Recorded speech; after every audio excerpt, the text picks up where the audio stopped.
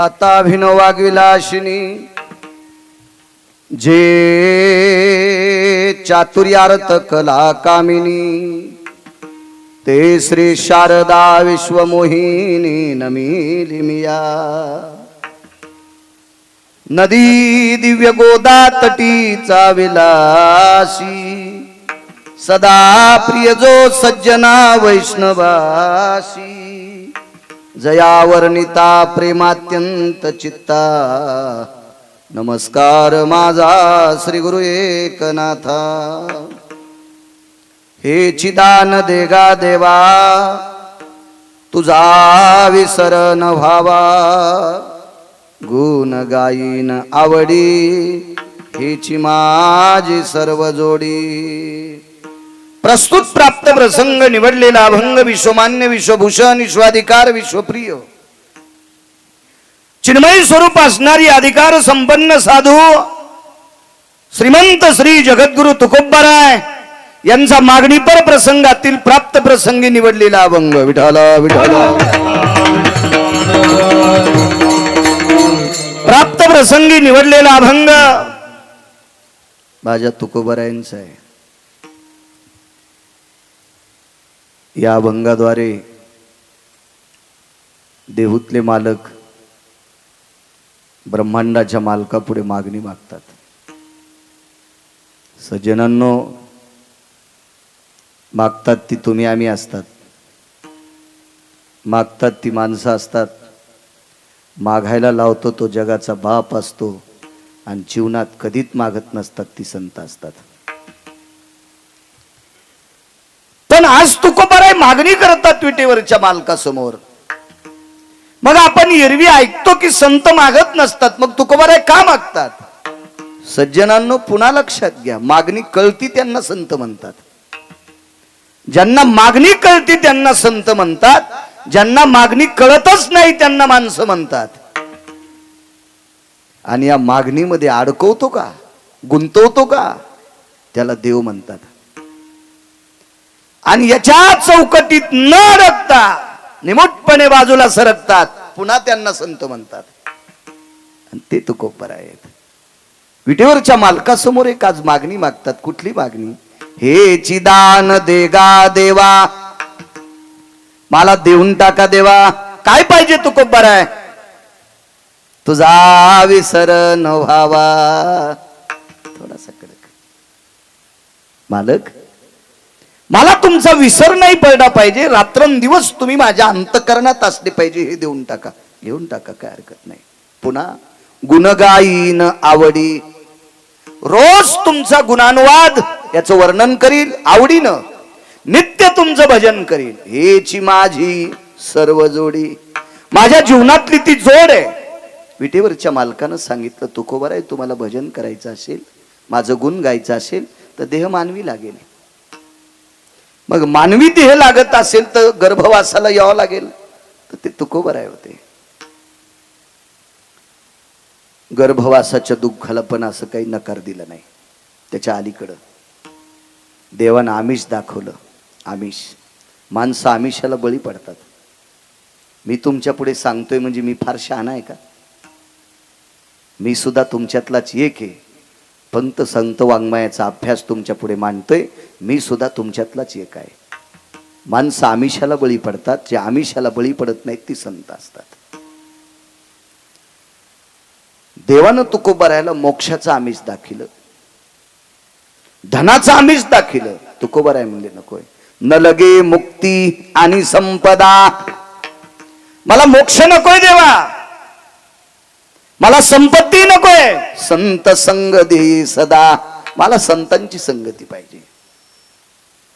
मग संतांची संगती पाहिजे, भजन करायचे, रात्रंदिवस माझं गुण गाणार. देव मानवी पाहिजे. मग गर्भवास, तू का म्हणे गर्भवासी, सुखे घालावे आमाशी. देवा, गर्भवासाचं दुःख किती असू द्या, पण गर्भातून बाहेर पडल्याच्या नंतर रात्रंदिवस तुझं गुण गावा, एवढं देऊन टाक रे देवा. हा साधा सोपा सरळ अभंगाचा अर्थ झालं कीर्तन. विठाला विठाला विठाला.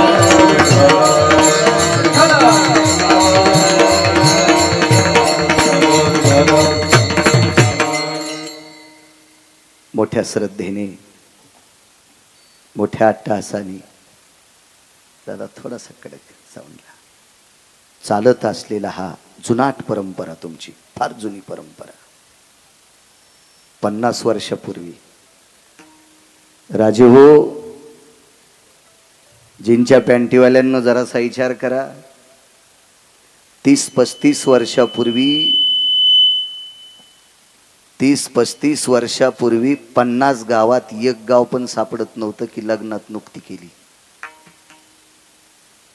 तुमच्या लहानपणी हीच परिस्थिती होती ना. 50-30-40 गावात कुठंतरी एखादा गडगंज श्रीमंत असायचा आणि त्या श्रीमंताच्या मुलीच्या लग्नात नुकती केल्या जायची. नुकती, त्याच्यात पण आमंत्रण मोजक्यांना असायचे, तोंड पाहून. मधल्यांना आमंत्रण नसायचे. हा काळ तसा होता, नव्हती परिस्थिती इतकी मोठी. पण 50 वर्षापासून कन्या असतील, घुगऱ्या असतील, आंबील असेल, भाकरी असेल, वरण असेल, कालवण असेल, या परिस्थितीवर 50 वर्षापूर्वी तुमच्या गावातल्या बुजुर्गांनी जो सप्ताह सुरू केला आणि तो कायमस्वरूपी त्या परिस्थितीत टिकला. आता तुम्ही मोठा करतात याबद्दल तुमचं वर्णन करील, पण त्यांच्या इतकं करणार नाही. तुम्हाला राग आला तरी हरकत नाही, कारण तुम्ही आता मोठा करायले ना, त्याबद्दल दुमत नाही. आता हे सगळं मोठं झालंय ना, सगळ्याकडे चाळ झालाय. म्हणून आता सप्ते रमेश भाऊ मोठे करीत असतील, मला नाही काय कौतुक वाटत. एखादा म्हणील गिरगावकर लय शहाणपणा करायला, म्हणला तरी हरकत नाही. काय करील, आपलं कीर्तन घेणार नाही, दुसरं काय करणार आहे. तुला तुझ 30 गाव पठ्याल 36 गाव. पण 50 वर्षापूर्वी 4 भावाचं कुटुंब असल्यावर गावाला जायचं असेल तरच चांगले कपडे घालायचे. 4-5 जावा एकत्रित राहत असतील तर चांगल्या नाट्या गावाला जात असतानाच लुगडं चांगलं नेसायचं. इतक्या परिस्थितीत जीवन काढलं. आणि त्या परिस्थितीत माझ्या ज्ञानोबाराय तुकोबारायच्या नामाची पताका, माझ्या शांतीब्रह्म एकनाथ महाराजांच्या नामाची पताका या पांढरी ग्रामस्थांच्या वतीनं त्या काळातली बुजुर्ग माणसं ती सप्ताह सुरू करणारी एखाद्या वेळेस नसतील, ते स्वर्गात जरी असतील तर त्यांच्या चरणी गिरगावकराचा साष्टांग प्रणिपात. तुम्ही म्हणताल आमच्या पितरांच्या पाया पडायची तुला काय गरज आहे, त्याचं कारण सांगतो, माझा स्वार्थ आहे. या जुन्या लोकांनी सप्ते टिकवले म्हणून माझ्यासारख्या कालच्या आज्ञानी कमी वयाच्या गिरगावच्या बाळ्याला कीर्तन करायचा योग येतोय. ही जुन्या माणसांची कृपा आहे, म्हणून मी त्यांच्या पाया पडतोय. विठाला विठाला.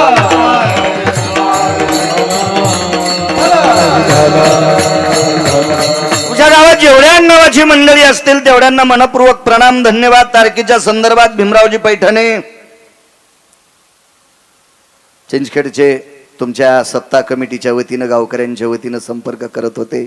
मलाही येण्याचा योग आला, ते आहेत सुद्धा. आज मृदंगाचार्य हरिभक्तीपरायण आमचे गणेश महाराज या परिसराला लाभलेलं अत्यंत तात्विक सात्विक मृदंग क्षेत्रातलं वैभव, महाराजांना सुद्धा प्रणाम. आदरणीय हरिभक्तीपरायण याच गावाला लाभलेलं गायन क्षेत्रातलं रत्न चे खुशाल महाराज. आंध्र प्रदेशाच्या कॉर्नरला आपण एकदा जायचो. आंध्र प्रदेश, आता त्याला तेलंगणा म्हणतात. हो, तिथपर्यंत खुशाल महाराज. त्यांना मला आज कळालं यांचं हेच गाव आहे बैठकीत भेटल्यावर. वा, चे खुशाल महाराज तुम्हाला सुद्धा प्रणाम. आदरणीय आमचे हरिभक्तीपरायण काकडे महाराज आहेत, वारकरी माणूस छान.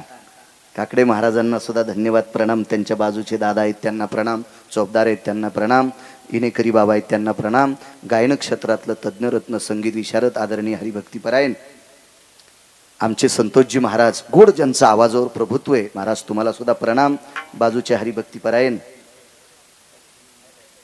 अहिलाजी महाराज आहेत, महाराज तुम्हाला सुद्धा प्रणाम. सर्वांना मस्तक माझा पायावरी या वारकरी संतांच्या पंचकृषीतून आलेला तुम्ही श्रोता वर्ग, अमूल्य वेळ खर्च करून माझ्या ज्ञानोबाराय तुकोबाराय नाथबाबा सावता महाराज सेना महाराज या संतांच्या नामचिंतना करता तुम्ही वेळ देता, म्हणून आळंदीतल्या मालकांच्या हुकुक्तीनुसार तुमच्या चरणी साष्टांग प्रणिपात करतोय. तुम्ही कथा कीर्तनातला श्रोता हा प्रत्यक्ष शंकर असतो, तुम्हाला प्रणाम करतोय. साऊंड सिस्टीमवाले आमचे सोमनाथ राजे, त्यांना सुद्धा धन्यवाद प्रणाम. आदरणीय दादा आहेत सूर्यवंशी काका आहेत, त्यांना काकांना सुद्धा प्रणाम. आधी करून आमचे रमेश भाऊ आहेत, भीमरावजी आहेत, तकले अण्णा आलेले, सुजित आधी करून, आणि कॅमेरेवाले अजय, सगळेच माणसं तुम्हाला सगळ्यांना प्रणाम करतो.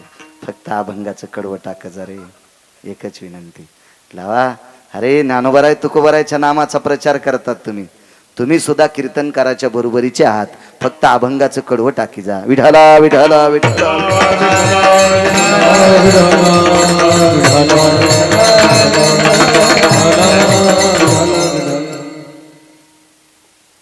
हे चिदान देगा देवा तुझा विसर न व्हावा. तुकोबराय जगाच्या मालकाला एक दान मागतात. देवा मला तुझा विसर पडला नाही पाहिजे, एवढं देऊन टाक. वाटेल ते देण्यासाठी जगाचा मालक तयार आहे. काय देता येत नाही त्याला. या सृष्टीतल्या प्रत्येक घडामोडी ज्याच्या मुठीत आहे तो काय देऊ शकत नाही, काय देऊ शकत नाही.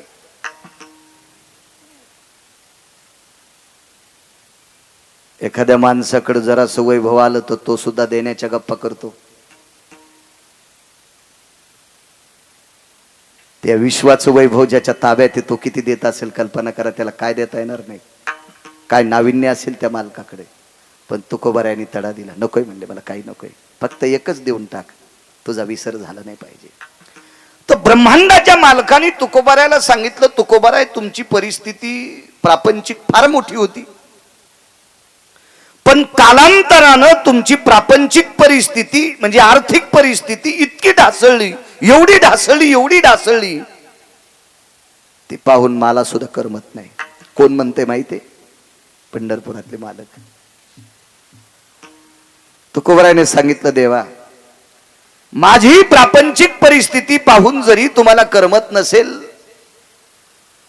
पण मी काही माझ्या प्रापंचिक परिस्थितीची व्यथा तुमच्या पुढे बांधलेली नाही. मी सतसत विवेक बुद्धीने विचार करून तुमच्या पुढे एक मागणी मागतोय, मला फक्त तेवढी देऊन टाका, तुझा विसर न व्हावा. माझ्या प्रापंचिक परिस्थिती जी माझ्या प्रारब्धाची गती आहे. अन्नमान धन हे तो प्रारब्धाधीन. याच्या बाबतीत काही तुम्ही करू नका देवा. जे असेल ते माझं प्रारब्ध मी भोगण्यासाठी तयार आहे. आणि त्रेतायुगात तुम्ही तुमचं प्रारब्ध तुम्हाला चुकवता येत नाही, तुम्ही आमच्यात कशाला बोट घालता. कर्मे श्रीराम वनवासा गेला, कशाला चुकवता बोट घालून. मला इतकंच देऊन टाका. महाराज काय प्रखर भाषा असले लोकांची. ग्रामपंचायतच्या सदस्य पुढे बोलताना भेऊन बोलावं लागतंय. एखाद्या वेळेस आपण याच्या विरोधात गेलो तर याच्या रानातून रस्ता असल्यावर जाऊ देतं का नाही. माझ्या विरोधात गेलतास तुला माया रस्ते शेतातून रस्ता बंद. विश्व ज्याच्या ताब्यात आहे रमेशराव. सरळ तुकोबराय म्हणले, देवा आमच्या बाकीच्या गोष्टीत काही तू बोट घालू नकोस, हा त्याच्यात टांग मारू नकोस, फक्त तेवढंच देऊन टाक, मला तुझा विसर नाही झाला पाहिजे. महाराज हे ऐकत असताना सुद्धा देव शांत आहे. त्यार्थी या लोकांचा अधिकार किती मोठा असेल कल्पना करा. या बोलणाऱ्या लोकांचा अधिकार किती मोठा असेल. याचं कारण सांगू का? विश्वाचा मालक किती मोठा आहे हा तुम्हा मला जर ठावा केला असेल तो संतांनी केलाय. महाराज एका ठिकाणी म्हणतात, तू विसरून गेलास का? अरे आम्ही तुला ठाव केलं देवा, जगांना तू माहित केलास ना. आम्ही केले, आम्ही केले, आम्ही केले. पुरावा आहे फार सुंदरसा. वा, ही त्या अधिकारावर असलेली कडक तात्विक सात्विक भाषा. याच्या पलीकडचं सांगू का? संत इतक्या प्रबळ स्थितीनं का बोलतात माहितीये का? विश्व ज्याच्या ताब्यात आहे त्याला जगाचा बाप म्हणतात. तुम्हाला आणि मला इथं किती दिवस ठेवायचंय आणि कोण्या दिवशी मळ्यात नेऊन फुकायचं ही ज्याच्यात ताकद आहे त्याला देव म्हणतात. पण त्याला सुख द्यायची ताकद संताची. संताचे सुख झाले या देवा, मनवून सेवा करी त्यांची. देवाला सुख देण्याची ताकद संतात आहे. भगवान मला माझ्या परिस्थितीचा कशाला विचार करता, एकच देऊन टाका, फक्त तुझा विसर झाला नाही पाहिजे, याच्या व्यतिरिक्त काही नकोय. मालक म्हणले, तुकोबराय माझा विसर तुम्हाला पडला नाही पाहिजे असं देऊन टाकतो, पण फायदा काय? मला माहिती ना काय फायदा आहे. मी विवेक बुद्धीने मागतोय, गाफीलपणाने मागत नाही, अतिताईपणाने मागत नाही, चंचलपणाने मागत नाही. विवेकाला स्थिर करून मागतोय देवा की तुझा विसर न पडण्यात जी ताकद आहे का ती कशातच नाही, तेवढंच देऊन टाक. बऱ्याच मागण्या केल्या. कधी कधी देवाच्या पायाची सेवा मागितली, कधी कधी त्याच्या नामाचा उच्चार मागितला. वाटेल असं काही काही. कधी कधी देवा मला वारकरीच कर, होईन भिकारी पंढरीचा वारकरी. अशा बऱ्याच गोष्टी मागत गेले. आज मात्र तुझा विसर न व्हावा हे मागितलं. देवानं बऱ्याचपैकी काही सांगितलं होतं. तुम्हाला घर देतो, नकोय. पद देतोय, नकोय. संपत्ती देतोय, नकोय नकोय नकोय नकोय नकोय. का नको म्हटले असतील? वडिलाची रीत जाणत सो, काही मागणे हे आम्हानुचित.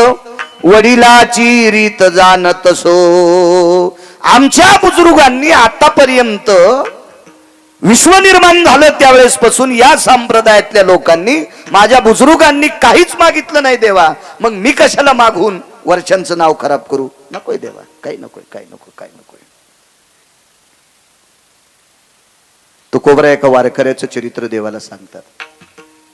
का मागितलं नाही तुकोबरायने? वडिलाची रीत जाणत असो. अंगद नावाची व्यक्ती त्रेतायुगात होऊन गेली. फार चतुर, सात्विक, सदाचारी, पुण्यशील, कर्तव्य दक्ष नावाची एक व्यक्ती होती अंगद. अंगद तसा योनीनं पशु योनीत होता, वानरांच्या योनीत होता. पण एवढा कर्तव्य दक्ष अंगद, एवढा कर्तव्य दक्ष अंगद, पंढरपुरातल्या मालकांनी 7व्या अवतारात त्रेतायुगात आपल्या पक्षाचा सेनापती पद अंगदाला देऊन टाकलं. एवढ्या अधिकाराचे अंगद होते. आणि ती पूर्वजाचा इतिहास तुकोबाराय देवा पुढे मांडतात. मला बाकीच्या कारणात गुंतू नको, मी मागतोय तितकं देऊन टाक. या अंगदाला पंढरपुरातल्या मालकांनी लंका देऊ केली. लंका, त्या लंकेमध्ये 7 कोटी घरं सोन्याची होते. 7 कोटी. एका घराची चौकट इकल्यावर 15-12 आमदार होता येते. रावणाच्या एका घराची चौकट इकल्यावर 15-12 आमदार होता येते. काय मायवेली कोणाची? त्याच्या विरोधात फॉर्म भरायची. नुसत्या भावट्याचं वजन होतं 22.5 क्विंटल. रमेशराव, 22.5 क्विंटल. उभ्या आणि आडव्या भावट्याचं वजन 22.5 क्विंटल होतं. 22.5 क्विंटल. कुलाफेन, फाळ्यान, तडशेन, फडशेन हे तर सोडून द्या. 15-12 आमदार होता येते. 15-12 एका चौकटीत. एका चौकटीत गुणिले 7 कोटी चौकटी. छत वेगळे, भिताड वेगळे, पायऱ्या वेगळ्या, फरच्या वेगळ्या.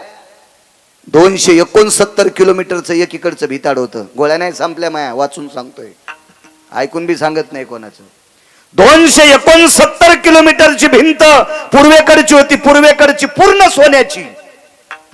3 भिताड घरी गेल्या बघा किती लांबीचे होते आणि किती उंचीचे होते. त्या अंगदाला देऊ केलं. फॉर्म टाकला मारुतीराय पुढं. राजे हो, मागायसाठी फॉर्म टाकला असता तर फाडून टाकला असता. देण्यासाठी फॉर्म टाकला. मारुतीरायने सांगितलं तुमचं तुम्ही बघा. 7 कोटी घराची लंका देऊ केली अंगदाला. आणि मारुतीरायला सांगितलं तुझ्या हाताने देऊन टाक. मारुतीराय म्हणले जरी आमच्या कुळातला असेल पण मला खालीवरी बोलून तुम्ही ठरवा. अंगदाला जवळ बोलवलं. अंगदा, जी मालक, जी जी जी जी. रावण मरेपर्यंत सीता देत नाही. होय. आणि रावण मारल्याशिवाय मला सीता नेता येत नाही. आणि रावण मारल्यावर मी लंका देऊच कोणाला? मला वाटतं तुला देऊन टाकावे. अंगदानं सांगितलं देवा याच्यानंतर हा शब्द वापरायचा नाही. वापरायचा नाही हा शब्द, वापरायचा नाही. कशामुळे मला लंका द्यायले? ऐक ना अंगदा, तुझ्या बापाला मी मारलं रे, वालीला मी मारले. तुझ्या भावाला जरी मी मारला असेल तरी पण तू माझ्या पक्षाचा झेंडा धरला, याच्याकरता मी तुझ्यावर प्रसन्न आहे, म्हणून तुला 7 कोटी घराची लंका देऊन टाकतो. नका देवा, कशाला देताय? लक्ष्मणजीला राग आला. लक्ष्मण शेषाचा अवतार, थोडासा राग येणं साहजिक आहे. आणि लक्ष्मणजीनं सांगितलं अंगदा कोणापुढे नकार देता? शांत बसाला. आणि मालक म्हणे जास्त फुमफुम करू नका, शांत बसा. ते अधिकारी लोक होते, ते भेट नव्हते कोणाला. भेटय कोण माहितीये का? कानकोंड. जे ताटाखालचं मांजर असतंय का ते कोणाच्याही दारात शेपूट आली ते कोणा. हे कानकोंडेच नव्हते लोक, याच्याकरता भ्यायची काही गरजच नव्हती ना. लक्ष्मणजीला म्हणले लहाने मालक शांत बसा. लक्ष्मणानं सांगितलं अंगदा तुला कळतंय का कोण आहे? जगाचा बाप आहे. मग लंका भेटते का कोणाला? पण ती तुमच्यासाठी दुर्मिळ असेल, आमच्यासाठी सुलभ आहे. लक्ष्मणजीला माहितच नव्हते पोरग किती अधिकारी बापाचे. तर अंगदानं सांगितलं लहाने मालक, मोठे मालक ऐका, लंका ज्याची आहे त्याला रावण म्हणतात. आणि त्या रावणाला बगलात घेऊन माझ्या बाबानं 4 समुद्राच्या आंघोळी केल्या. माझे बाबा किती ताकदवान असतील याचा विचार करा. रावणापेक्षा 28 पटीने शक्तिशाली वाली होता. जर माझ्या बाबाच्या मनात रावणाच्या संपत्तीविषयी पाप असतं तर बगलात रावण दाबला असता, टमाट फुटल्यासारखा रावण फुटला असता. लंका कोणाला राहिली असती?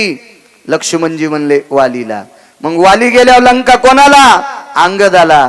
मग ज्या बापाने दुसऱ्याच्या संपत्तीवर डोळा ठेवला नाही, ज्या वालीने दुसऱ्याच्या संपत्तीवर डोळा ठेवला नाही, त्या निष्ठावंत वालीचा पुत्र मी अंगदे. मलाही सुद्धा लंकेवर डोळा ठेवून मालकाचं भजन करायचं नाही, निष्काम सेवा करायची. नकोय नकोय. म्हणून हे अष्टादश संतांपैकी मालक म्हणतात, वडिलाची रीत जाणत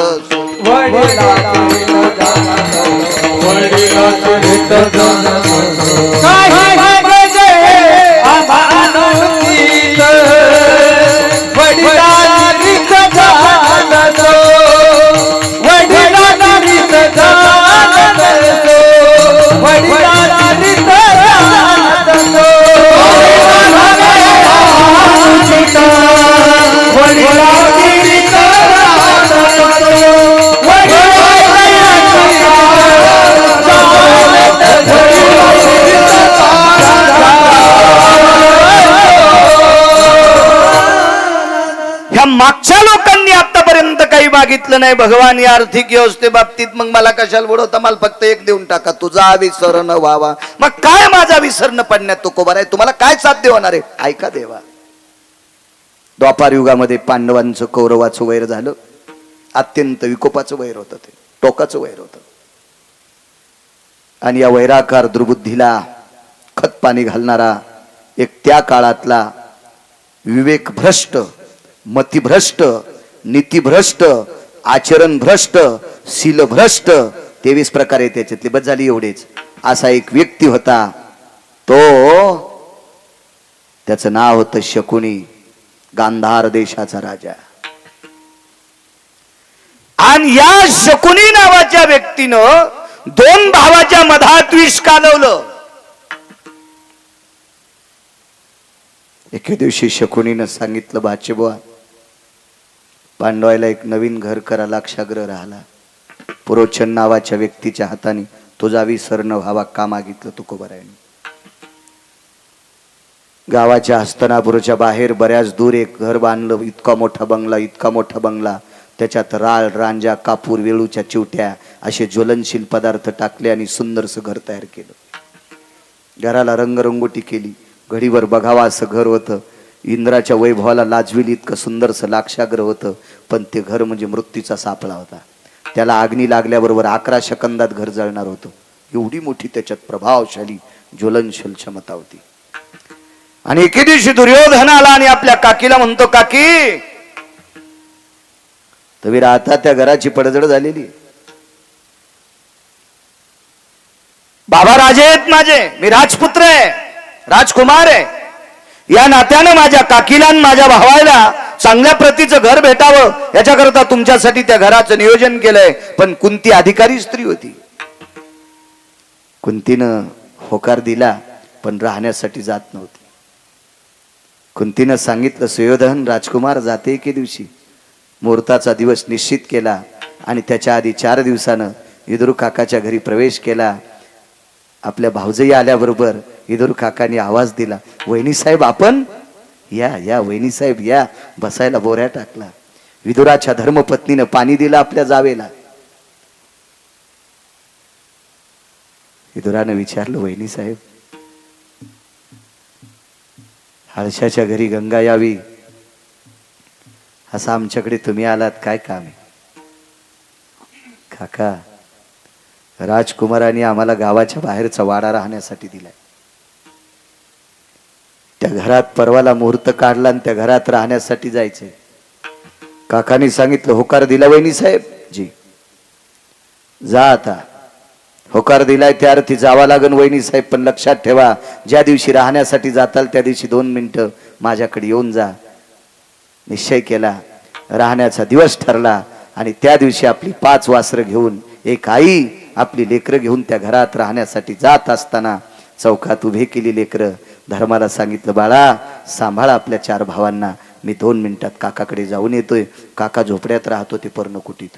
हो, धृतराष्ट्र मृत्यू पावल्याच्या नंतर 1250 वाड्याचा मालक, 1250 वाड्याचा मालक, हो 1250 वाड्याचा मालक, पण झोपड्यात राहत होता 12 वर्षाच्या झोपड्यात. विरक्तातला आरूढ व्यक्ती, राजकारणातला 2 नंबरचा डॉन होते विदुर काका. राजकारणातले 2 नंबर. पृथ्वीवर जितके देश आहेत का, एकाही देशामध्ये विदुरासारखा 2 नंबरचा डॉन जन्माला आला नाही, ते विदुर काका होते. महाराज पंढरपुरातला मालक राजकारणातला 1 नंबरचा डॉन होता, पण विदुराला राजकारणातले पाडे विचारल्याशिवाय राजकारणातला पाऊल पुढे टाकत नव्हता. देवानं विदुराला राजकारण विचारावा, एवढा टोकाचा राजकारणी होता रमेशराव, एवढा टोकाचे. आणि त्या विदुर काकानी आपल्या भाऊजाईला एक प्रतिमा दिली. वहिनी साहेब, ह्या प्रतिमेचा विसर पडू देऊ नका, तुम्हाला चिंता नाही. पदरात ती प्रतिमा बांधली आणि लाक्षागृहात राहायला गेले.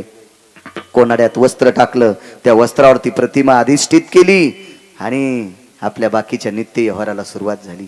एका व्यक्तीनं प्रश्न केलता, घराला अग्नी लागल्यावर 11 सेकंदात जर घर जळत असेल तर मग कोणती स्वयंपाक कुठं करत असेल? प्रश्न गोड आहे, गोड प्रश्न आहे. महाराजाच्या नाकात वारं नाही घुसायला पाहिजे असं काही विचारल्यावर. घराला अग्नी लागल्यावर जर 11 सेकंदात घर पेटत असेल संतोष बुवा, तर मग स्वयंपाक कुठं करत होते? तर त्या घराला तळमजला होता. म्हणून राहत्या घराला वास्तुशास्त्रानुसार तळमजला निषेध असतो, असं वास्तुशास्त्र सांगते, गिरगावकर सांगत नाहीत. आणि वास्तुशास्त्र काय गिरगावकराच्या घरातल्या लोकांनी लिहिलेलं नाही. तुम्हाला जरी पटत नसेल तर ज्यानं लिहिलंय त्याची सोय पा. विठाला विठाला विठाला.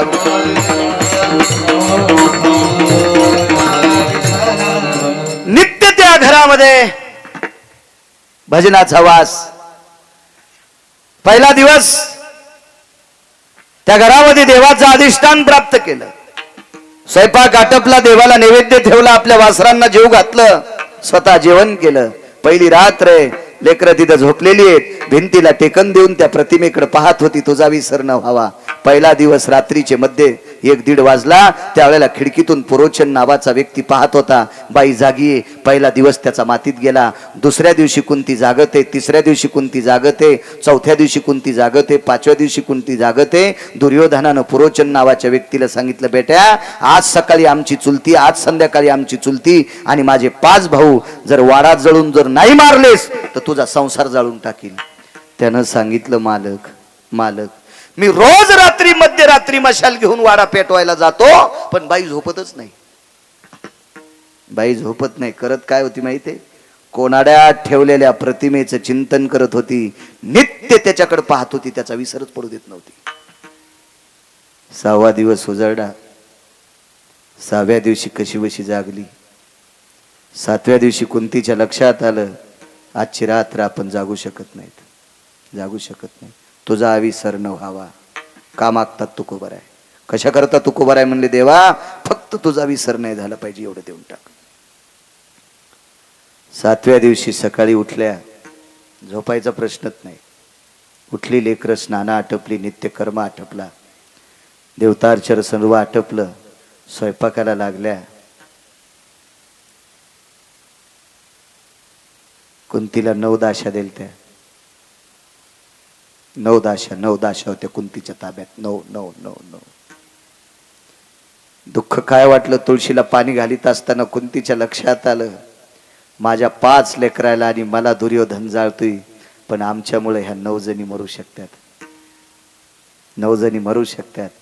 कुंतीनं काय सांगितलं, आज देवाला नैवेद्य करायचा आहे, मी स्वतः स्वयंपाक करणार, आज तुम्हाला सुट्टी,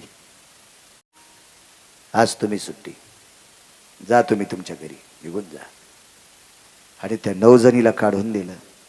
महाराज कर्मनो गहनो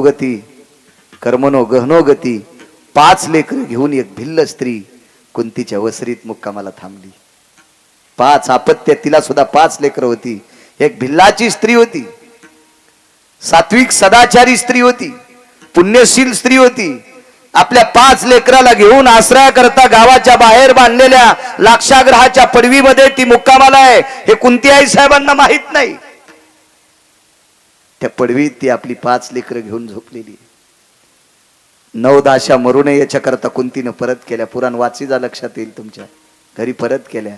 पण कुंतीला माहित असतं, ही बाई आपली 5 लेकर घेऊन थांबली, तर कुंतीनं पण सांगितलं असतं, बाई इथं मुक्कामाला थांबू नको, राग आला तरी हरकत नाही, पण याच्याकरता बोलली असती, आमच्यामुळे ही जळू शकते. पण नियतीला जे मान्य आहे त्या गोष्टी होत असतात. सज्जनांनो, दुर्योधनाच्या लक्षात आलं पाहिजे होतं की 5 माणसांचे आणि एका बाईच्या अस्थी सापडल्यात, त्या ती कुंती आणि पांडव संपलेत त्याला. मग हे 5 लेकरं आणि ही भिल्ल स्त्री कोण असावा, त्याच्यासाठी एका पुराणातला दिलासा घ्या, ते राहू देतो मी. हे ऐकल्याच्या नंतर रिॲक्शन होईल, कारण सगळ्या गोळ्या एकट्या घेत नसतात. विठाला विठाला विठाला विठाला.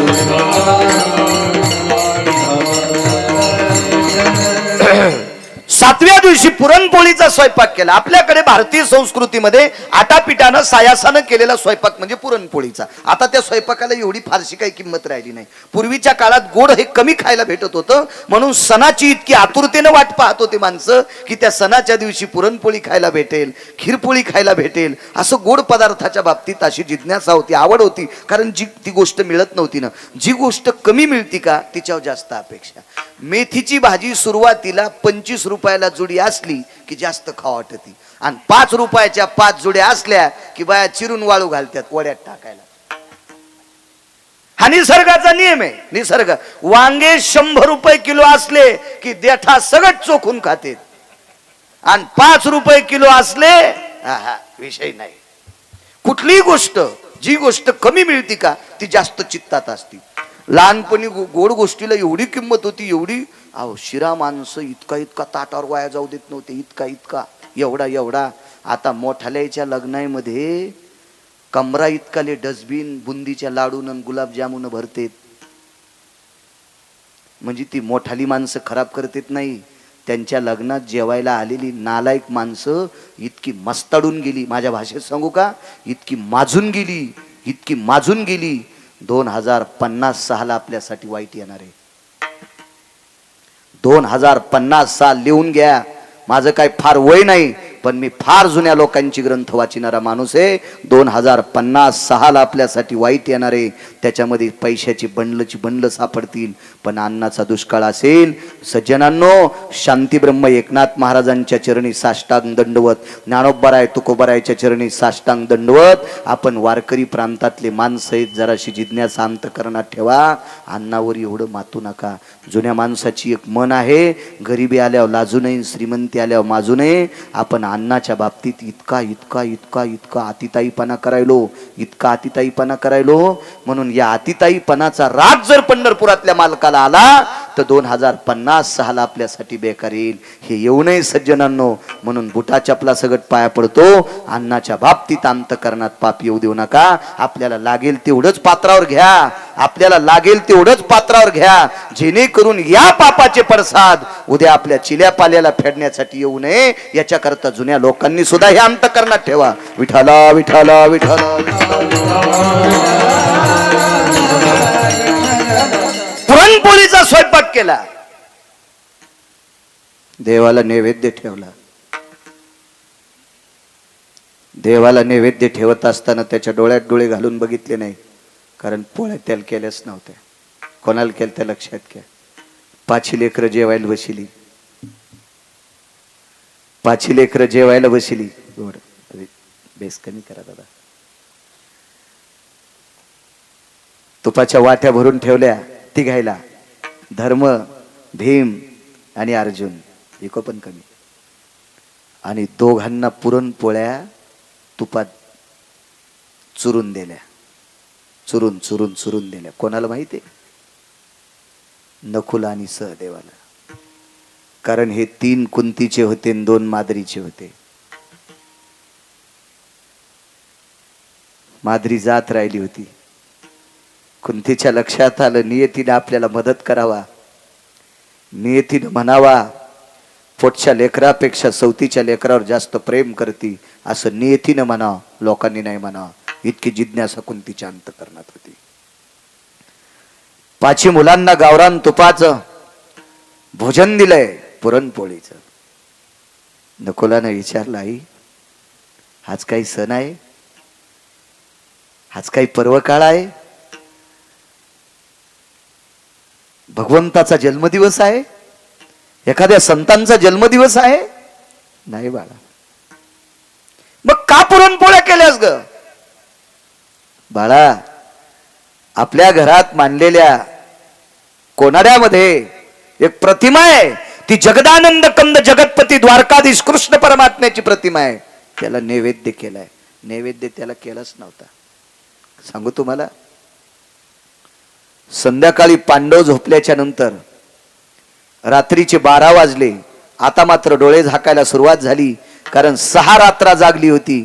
मुठीसारखे डोळे झाले, पापण्या माग सरकलेल्या होत्या, डोळ्याच्या खोबणीतून बुबळं बाहेर आलेली होती. आणि कुंतीनं देवाला सांगितलं, देवा, अरे लेकरांना काय सांगू, याच्याकरता तुला नैवेद्य केलाय असं सांगितलंय, माफ कर रे देवा, तुला नैवेद्य केला नाही, लेकरांना केलता. का? कारण आजची रात्र काळाची आहे, आणि या रात्रीतून जर नाही वाचले देवा, तर या लेकरांना गोड खाऊ घालण्याची संधी याच्यानंतर पुन्हा कधी येणार नाही. या हाताने चिमुकल्या बाळांना आपल्या हाताने गोड पदार्थ खाऊ घालावा, याच्याकरता पुरणपोळीचा स्वयंपाक केला रे देवा, पण नाव तुझं दाखवलंय, माफ कर. रात्रीचा 1 वाजलेला आहे. पुरोचन नावाचा व्यक्ती खिडकीपासून मशाल घेऊन गेला. कोणती आईसाहेब जागे आहेत? आईसाहेबाच्या लक्षात आलं, अर्ध्या पाऊण तासात, 1 सव्वा दीड तासामध्ये आता आपल्याला झोप लागणार, आणि पुरोचन नावाचा व्यक्ती महालाला अग्नी लावणार. रात्रीच्या 1 वाजता उठली, कोनाड्यात ठेवलेल्या प्रतिमेपाशी गेली. देवा, आतापर्यंत तुला अंतकरणात ठेवले, तुझा विसर पडू दिला नाही. आता शक्य नाही रे देवा, आता शक्य नाही. देवा, मला नेलंच तर ने रे, त्याबद्दल दुमत नाही, माझी वासर वाचव रे देवा, या वंशाचे दीपक आहेत रे, माझ्या वासरांना वाचव रे देवा, वाचव माझ्या वासरांना. देवापाशी आपली व्यथा सांगितली. लेकरांच्या उशाला भिंतीला टेकन देऊन बसली. मनात काय आलं देव जाणे. 5 पैकी दोघांची चेहरे उघडली. धर्म भीम अर्जुनाचे चेहरे झाकलेली आहेत. नकुलाचा आणि सहदेवाचा चेहरा उघडा केला, आणि पुन्हा एकदा त्या प्रतिमेपाशी आली. देवा, मला आणि 5 लेकराला वाचवायला जर तुला जड जात असेल ना,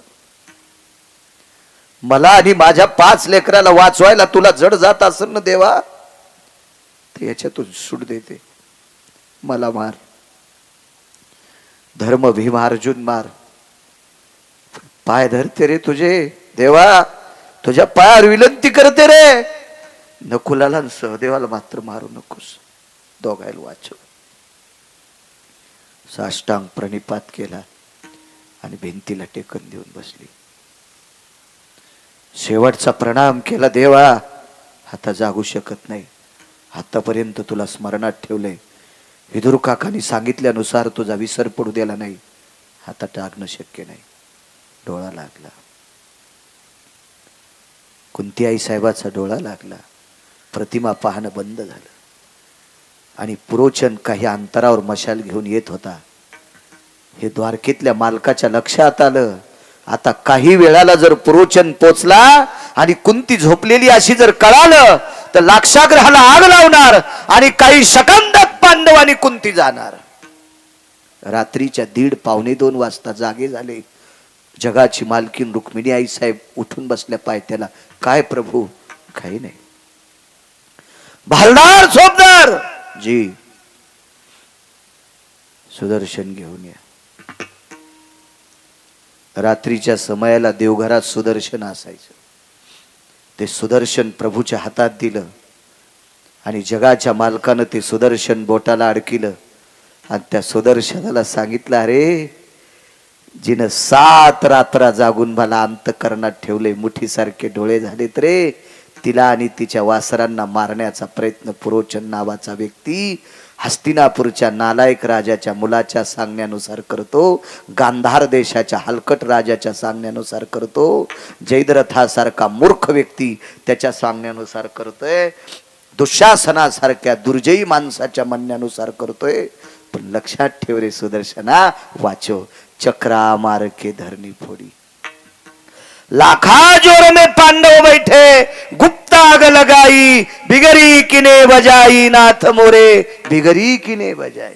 ते सुदर्शन सोडलं ज्या ठिकाणी कुंती आणि पांडव आहेत त्या ठिकाणी भुयार पडलं. नर्मदेच्या तीरावर पांडवांनी कुंती घेऊन गेले आणि लाक्षाग्रह जळालं. सकाळी दुर्योधनाच्या लक्षात आलं आपली काकी आणि आपले 5 भाऊ वारले, पण आस्ती कुठे आहेत? एका बाईच्या बांगड्या सापडल्या भाऊ. त्या भिल्ल स्त्रीच्या बांगड्या होत्या आणि 5 अपत्यांच्या अस्थी सापडल्या. लक्षात घेतल्या बांगड्या कुंतीच्या असावा आणि या 5 मुलांच्या अस्थी सापडल्या या पांडवांच्या असावा. बुजदिल दुर्योधनानं, नालायक दुर्योधनानं, निर्बुद्ध विचाराच्या दुर्योधनानं आपली चुलती आणि आपण भाऊ मृत्यू पावल्याच्या नंतर दिवाळी साजरी केली. या भारत देशातल्या 14 नालायकापैकी एक दुर्योधन नालायक होता. रक्ताच्या नात्यातली संपल्याच्या नंतर दिवाळी साजरी करतो इतका नालायक दुर्योधन होता. पण महाराज ती पांडव नव्हते, एका साध्या स्त्रीचे लेकर होते, एका गरीब स्त्रीच्या अस्थी होत्या, तिच्या बांगड्या होत्या, तिच्या बांगड्या होत्या. चला तिकडे पोचले. या मुद्द्यावर अभंगावर माझे तुकोबाराय म्हणतात देवा, अरे ज्याला संध्याकाळचा ठिकाणा नाही तो रातच्या झोप मोडून उठत नाही. रातच्या झोप मोडून मला फीस कमी करायची होती, शिकायला होतो मी 7वी पर्यंतच शिकलो. आताची माई परिस्थिती इचकू नका, मी मागची सांगतोय मागची. तर एका त्या फॉर्मवर सरपंचाचा शिक्का आणि सही लागते ते फीस माफ करण्यासाठी. त्याला कोणता फॉर्म म्हणते सांगता येईल का? ABC form. वा वा. त्या फॉर्मवर सही घ्यायची. मग सकाळी सरपंचाच्या घरी गेलो तर 9 वाजलेले होते. 9 वाजता गेल्यावर सरपंचाची बायको लेंड्या झाडू लागली. 5-6 शेपुड्या होत्या लिंबाखाली बांधलेल्या आणि लेंड्या झाडू लागली. तर मी म्हणलं बाई दादाला बोलायचं, इतक्या सकाळी थुत्र घेऊन चालतात? 9ला सकाळ असती होय. झोपू गिपू देतात का नाही? काय गुत्त घेतलं गाव ते ना. आणि हिच्या नवऱ्याला एकच बोट, रात्री एक हार पिलता, दारापुढे एकच दिसू लागला. तर त्याची बायको इतकी आयटीत आलेली. 11 वाजता ही. 11 वाजता गेलो तर ते घरी नाही.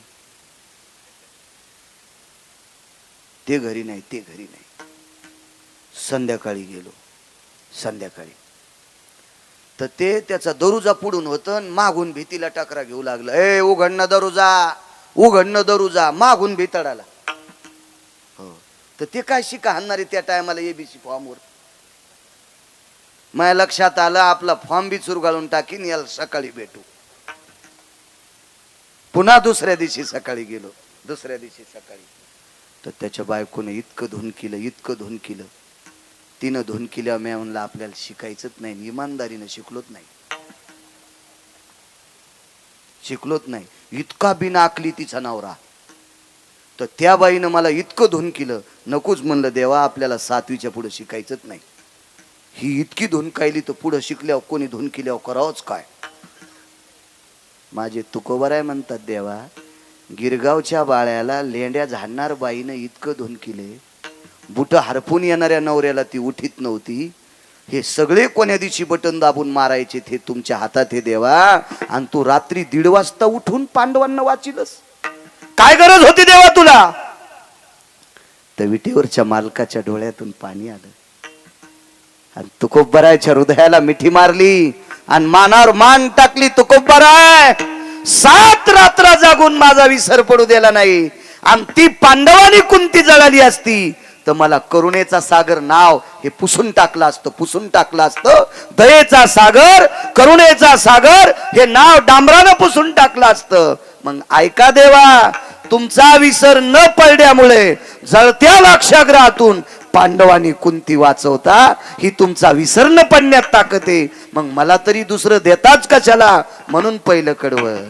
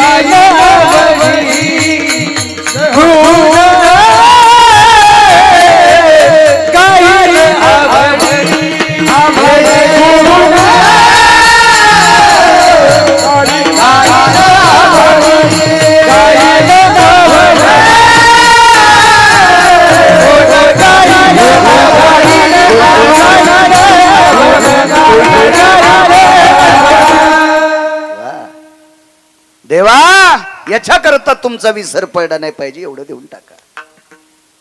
देऊन टाकलं. गंधमादन नावाचं एक वानर आहे. हे गंधमादन नावाचं वानर भगवान प्रभू रामचंद्राच्या पक्षामध्ये झेंडा घ्यायचं काम करत होतं. धर्माची पताका झेंडा त्याच्या हातात होता. त्याचं नाव होतं गंधमादन नावाचं वानर. 18 पद्म वानर 72 कोटी रिसन 56 कोटी गोलांगुळ. तुकोबारा का म्हणतात? हे का मागण्या मागतात? याचा पुरावा तुमच्या पुढे मांडतोय. तुम्हाला मान्य असेल घ्या, नसेल मान्य तुम्ही तुमचं ठरवा. कारण पुराणाला संप्रदायानं शिक्कामोर्तब केले. पाहावे पुराणी विचारून. माझे तुकोबाराय म्हणतात पुराणीचा रस गोड आहे. पुराण सांगते ते आपल्या संप्रदायाला मानावं लागतंय. त्या संप्रदायाच्या नावानं 2 टायमानं भाकरी खातोय. त्या संप्रदायाच्या विरोधात मला कसं बोलता येईल? तुम्ही मान्य करा न करा, तुम्ही व्यक्ती स्वतंत्र आहात. तुम्ही ठरवा तुम्हाला काय करायचं. या सर्व वानरांच्या पुढे झेंडा घ्यायचं काम. एके दिवशी प्रभूंनी सांगितलं, तिसरा दिवस युद्धाचा सुरू आहे. सकाळी दर्शन घेतलं. इतकं तापड होतो, इतकं तापड होतो, इतकं तापड होतो, इतकं तापड की बघताच सोय नाही. महाराज, रावणाच्या पक्षातल्या एकाही माणसाच्या हाताने एकाही वानराचा मृत्यू नाही झाला. आणि मग रावणाला गुप्तचरांनी सांगितलं, मालक आपलं एवढं सैन्य असून रामचंद्राच्या पक्षातला झेंडा धरणार वानर मरत नाही, काय आपल्याला ताकद आहे? रावणानं धारेव धरलं. संध्याकाळी मीटिंग घेतली. रमेशराव बेटा, कोणी नाही गेलं तरी हरकत नाही, पण आज गंधमादन वाजता कामा नाही. इतका बाणाचा वर्षाव झाला, इतकाचा बाण आला की उडी हानीत होतो. कर्म नो गती.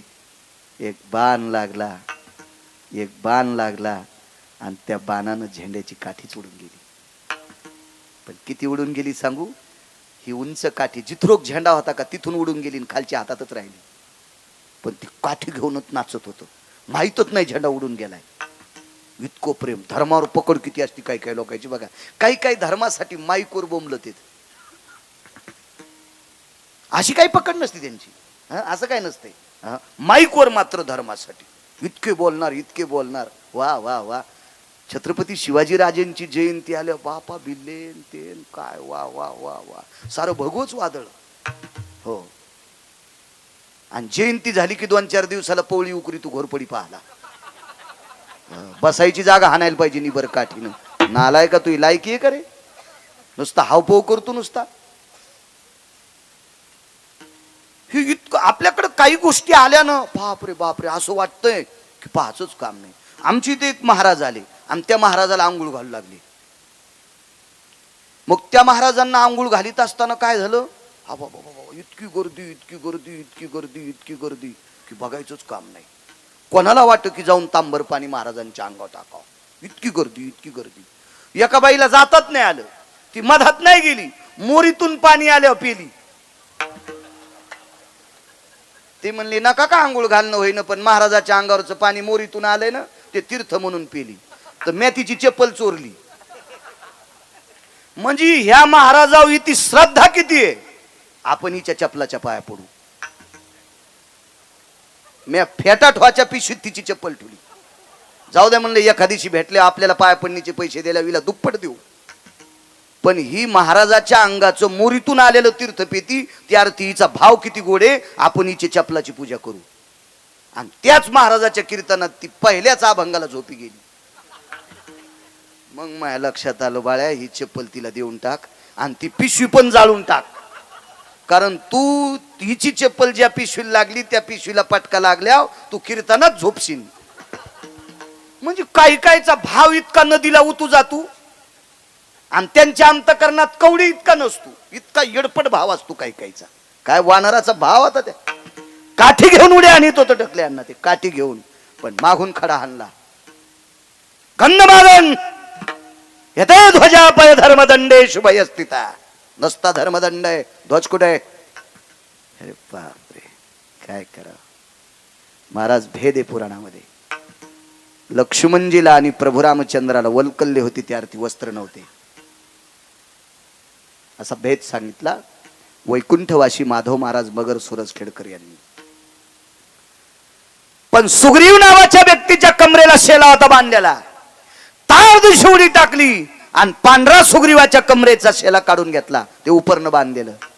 आणि जी काठी होती का हातातली काठी, ती एका बाजूला टोचली अंगात, भळा भळा भळा रक्त आलं आणि त्या रक्तात ते उपरनं भिजवलं आणि त्या काठीला बांधलं आणि प्रभूला सांगितलं, प्रभू ध्वज. स्वतःच्या रक्ताची ध्वज केली. हो काय गंधमादन असेल ते. तो खबर आहे का मागतात पुढचं, याच्याकरता सांगतोय. काय सत्कार, काय आदरातिथ्य. आणि हेच लक्षात आलं, एकदा खाल्ल्यावर 6 महिने उठत नव्हता त्याच्या. काय नाव होतं त्याचं? कुंभकर्ण. कुंभकर्ण. त्यानं पैजेचा विडा उचलला, उद्या गंधमादन ठोणारच नाही. त्यानं काही शस्त्र नेलेत नाही. गंधमादन ज्या कोपऱ्यात उभा होता त्या कोपऱ्यातले वानर अशी ओरडे. पाल कशी किडावडी ती, पाल पाल कसं जीभ लांबून अजे असं टाकल्याबरोबर ती किडावडी ती का नाही, तसे असे प्रेशरनं सगळीच वानर सगळी ओढली. हजारो वानर मदत केली, हजारो. वानराच्या लक्षात आलं आपण वाचतो, इतका गंधमादन हुशार, इतका गंधमादन त्याच्या पोटात झेंडा घेऊन फिरत होतो. त्याचं पोट किती मोठं असेल कल्पना करा. कुंभकर्णाच्या नाकातले केस काढायला पळाट्या उपटायचा चिमटा होता. असं मी सांगत नाही बरं, मी काय त्या काळात सरपंच नव्हतो रावणाच्या गावातला. अतिशोक्ती अलंकाराचं लक्षण आहे रामायणामध्ये, अतिशोक्ती अलंकाराचं लक्षण. मला मी शिकलो कमी, पण मला अलंकार वगैरे सगळे ते गुरु लघु वगैरे सगळे ते सिद्धांत सगळे पाठ आहेत. कारण मेमरी कार्ड गोड आहे माझं मेमरी कार्ड इतकं सुंदर दिलंय मला, म्हणून तर मी तुमचे मोबाईल वापरीत नाही. मला हे मेमरी कार्ड गोड आहे. नाही 6दा वाचिलं की 7व्यांदा पाठ, चिठ्ठी फाडून टाकायची. काय सांगू लागलो. अतिशोक्ती अलंकार. दमडीचं तेल आणलं, सासूबाईचं नाणं झालं, मामाजीची शेंडी झाली, लांडोरीचा पाय लागला, त्याच्यात हत्ती वाहून गेला. तेल केवढ्याचं आणलंय? दमडीचं. बरं ठीक आहे, त्यावेळेला दमडीमध्ये 20 क्विंटल तेल येत होतं असं समजा. पण 20 क्विंटल तेलाची टाकी मोराच्या बायकोला पालती होती का? मोराची बायको कोण? लांडोरी. लांडोरीचा पाय केवढा का असतोय? एवढूसा. मग लांडोरीच्या पायानं पालतं झालेलं तेल असेल केवढं? एवढी एवढी वाटी. मग मोराच्या पायानं पालतं झालेल्या तेलात हत्ती वाहून जातो, हे अतिशोक्ती अलंकाराचं लक्षण आहे. तसा कुंभकर्ण हा अतिशोक्ती अलंकाराचं लक्षण होतं. त्याची दाढी करायला जे वस्त्रे होते का, त्याला कोळप्याच्या दांड्याच्या पासा होत्या, त्या ह्या होत्या दांड्या मुठी. हो एवढा एवढा एवढा कुंभकर्ण होता. ओढूनच घेतली वानर सगळं. पण सगळ्या वानरांच्या भोवताल पोटात फिरत होतं. मरू देत नाही रे, काळजी करू नका, त्याचं गुण गात राहा. मरायला लागल्या भजन आठवतोय, ते म्हणले वाचायचं असेल तर गुण गा. राक्षसाच्या पोटात गुण गायलं.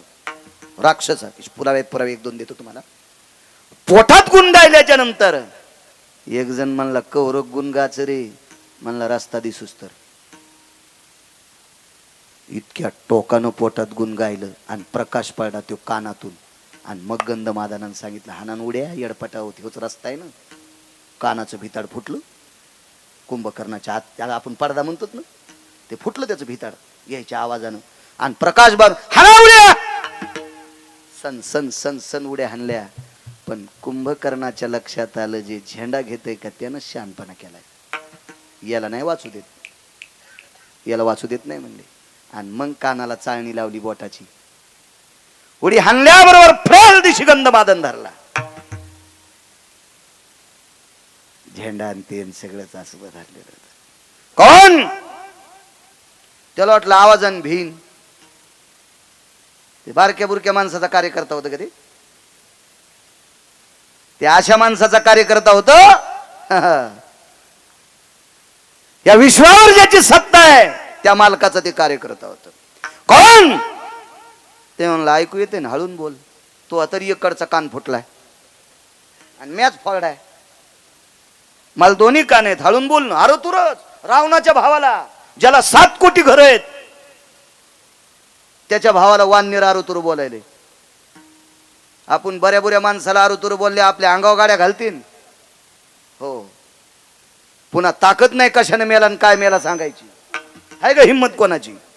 एवढा मोठा श्रीमंत रावण आरुतुरच. कोण? हळून बोल म्हणला. गंधमादन.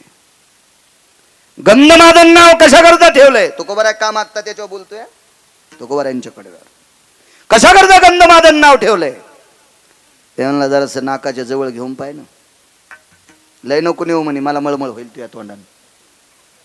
कुंभकर्णानं हाताचा जवळ घेतल्याच्या नंतर गंधमादन, मलया निळू चंदनाचा सुगंध ज्याच्या अंगातून कोसोपर्यंत जात होता, असं ज्याची तनुगंध आहे त्याला गंधमादन म्हणतात.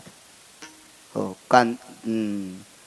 बरीच पैकी वानर आहेत. पुष्पदंत, भयदंत, यतिदंत, साक्षीदंत, कीर्तिदंत, आश्वदंत, प्रियदंत, साक्षीत नाही, नदीत नाही, भयत नाही, भास्त नाही, हे वानरांची नाव होती. लेकरांची पण चांगली ठोत जा. आमच्या मित्राला पोरगी झाली, मी बारशाला गेलो, नाव काय ठेवलं म्हणले चुटकी. नालाय कुठला चुटकी नाव ठेवलं. आपला असाच कारभार. हो, घ्या आदर्श, मुस्लिम बांधवांचा आदर्श घ्या. अरे त्यांच्या धर्मामध्ये एक तिळा इतकी चूक करत नाहीत, म्हणून त्यांच्या बाबतीत धर्म खाली येत नाही. आपण नुसत्या धर्माच्या बाबतीत उड्या हाणतो आणि गप्पा हाणतो, पार टाळू फोडून गप्पा हाणतो, वागत नाही. साधी नावं ठेवत नाहीत आपण आपल्या संस्कृतीनुसार. काल परवा 2-4 वर्ग शिकलेली ती पोराची आंटी म्हणली, ही आंटी नाव ठेवीन, तिला आकलीचा कांदा आहे का? हळदीची साडी होती तेव्हा सासू सासऱ्याला वाहिलं काढ आणि तिला नाव ठेवायचा मान द्यायला, तिला अक्कल आहे का? नाव ठेवण्याचा अधिकार अधिकाऱ्यांना सांगा जा, तात्विकांना सांगा जा. नाही म्हणे आमची आंटी लयच हुशार आहे, तिला मोबाईल लय पाहता येतो आणि मोबाईलवरच पाहून आंटीनं नाव ठेवलं. ते पोरग असंच.